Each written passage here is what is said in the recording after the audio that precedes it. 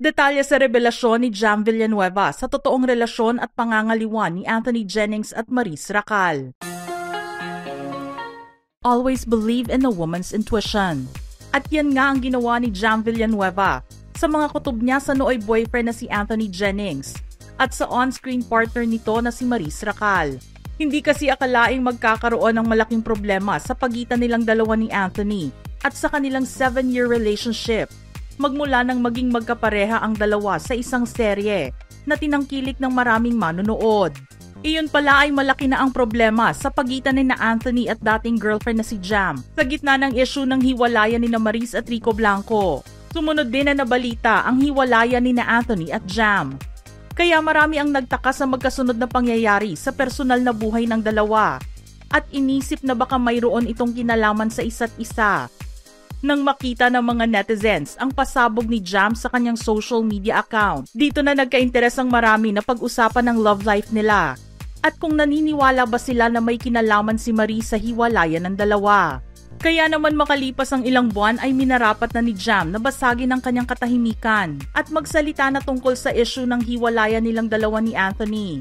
Marami kasing nakuhang pambabash si Jam sa mga fans ng Maton at sinabing fan service lang ang ginagawa ng dalawa sa harap ng maraming tao at walang namamagitan sa kanilang dalawa.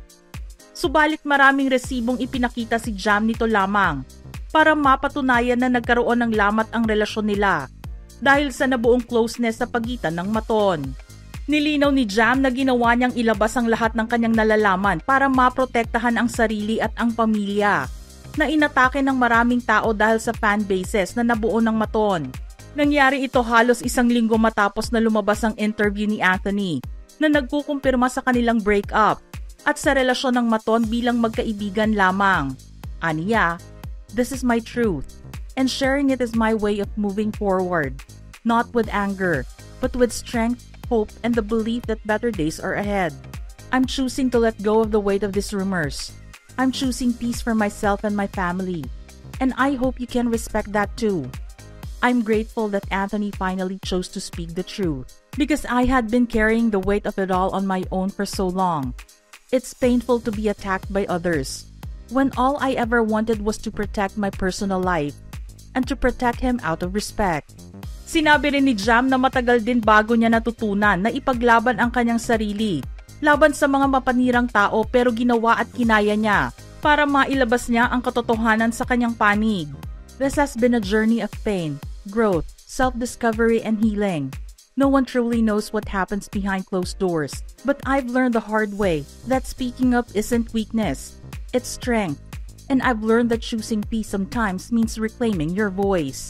Simula kasi noong June, nagkaroon na ng ibang pakiramdam si Jam sa turingan ni na Maris at Anthony sa isa't isa. Pero ang laging sinisigurado ni Anthony sa girlfriend ay tinutulungan lang niya si Maris sa personal problem nito at nagiging kaibigan sa kanya dahil mayroon silang trabaho na gagawin. Hinayaan lang ni Jam ang mga bagay na gumugulo sa kanyang isipan dahil panatag ang loob niya kay Anthony na nagsasabing trabaho lang ang lahat para sa kanya. Ngunit ang mga private conversations ng aktor kay Maris ay hindi tumutugma sa mga sinasabi nito sa kanya. Minsan na rin siyang nagduda sa method acting na madalas idahilan sa kanya ng aktor para mas maging epektibo ang pagganap nila sa kanilang mga karakter. Maraming mga sweet and apparently seductive messages ang ipinapadala nila sa isa't isa. Pero dahil sinabi ni Anthony kay Jam na isa itong paraan para maiparamdam na malapit sila ni Maris sa isa't isa, hindi niya ito masyadong binigyan ng pansin. Nakabasa rin siya ng mga messages tulad ng "That was so hot" na ipinadala ni Maris kay Anthony after making out sa isang party. Pero sinabi ng aktor na paraan lamang iyon para hindi maramdaman ni Maris na ayaw niya itong katrabaho.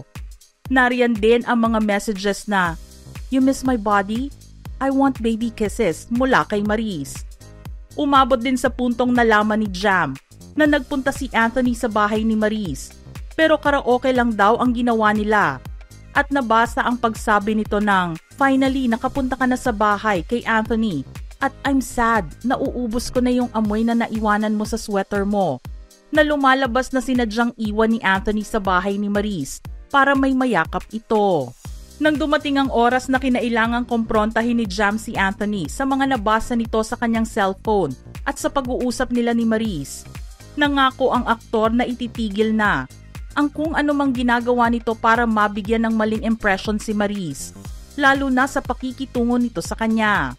Pero nang makita niya ang mga litrato na ipinapadala ni Maurice sa private convo nila, dito na tuluyang nasaktan si Jam at tinapos ang relasyon nila ni Anthony. Naniniwala kasi siya na hindi naman natapos o naputol ang kung anumang namagitan sa kanila ng aktres, tulad ng ipinangako sa kanya noon ni Anthony. Mas nagpatindi pa sa sakit na naramdaman ni Jam ay ang litrato nila sa eroplano pabalik ng bansa mula Italy, kung saan nila ipinagdiwang ang kaarawan ni Maurice. Very close kasi sina Anthony at Maurice sa litratong iyon, at kahit tinakpan pa ito ng sticker emoji, obvious naman na nag-kiss ang dalawa. Dito na nagsimula ang mga post niya sa TikTok na kahit nasaktan sa ginawa ng boyfriend, ay naging civil pa rin sa pakikipaghiwalay dito. Ani Jam, I ended things with him as peacefully as I can, but I was hurt and devastated. Hence the TikTok reposts. People saw it and nakarating din sa kanya yun. And that day na nag-viral yung issue about the reposts, he keeps messaging me things. Base sa inilabas niyang screenshot ng pag-uusap nila ni Anthony, sinabi nito sa kanya na siya na lamang daw ang sirain ni Jam at wag nang mandamay pa ng ibang tao. Inamin din nito na sinabi di umano ni Maurice sa kanya na hindi na ito lalapit pa sa ka-love team, at ganoon din naman si Anthony na tinapos na ang namagitan sa kanilang dalawa. Nakiusap din ito na i-private ang kanyang account at wag nang magsalita pa. Sa kabila ng lahat ng nangyari sa pagitan ni Jam at Anthony, minabuti pa rin niyang mag-iwan ng mensahe sa dating boyfriend at pinasalamatan ito sa lahat ng pinagsamahan nila sa loob ng halos 7 taon. I'm so grateful for you being my rock, my best friend, and most especially my partner. Thank you for being there for me through the hardest times in life. You've brought a life into mine that I never thought I could have. Hiling din ni Jam ang kaligayahan sa puso at buhay ni Anthony sa anumang bagay na gusto nitong gawin at tahakin, lalo na sa kanyang showbiz career. Happiness was all I ever wanted for you in our years of living together. I never imagined I'd have to let you go, but I did, so you could grow and find happiness on your own. Matatandaan na noong sumabog ang balita tungkol sa hiwalayan ni Maurice at Rico Blanco, nilinis ni Maurice ang pangalan ni Anthony Jennings at sinabing wala itong kinalaman sa hiwalayan nilang dalawa ng singer-songwriter. Siya raw ang dapat sisihin dahil mas inuna niya ang kanyang trabaho kaysa sa personal na buhay. Marami pa raw kasi siyang gustong gawin sa kanyang showbiz career, at dahil 27 years old pa lang naman siya, may mga bagay pa sa buhay niya ang gusto niyang ma-achieve hanggat dumadating ang mga oportunidad sa kanya bilang isang artista. Ani Maurice, I don't know what happened to me. I had visions of who I want to become, how I want to evolve. I'm so curious about the world. And the truth is, I am going through changes. It was difficult, but it was a very polite separation. Up to the very end of our relationship, it was still full of love, full of understanding. Rico is one of a kind. Anthony is out of the picture.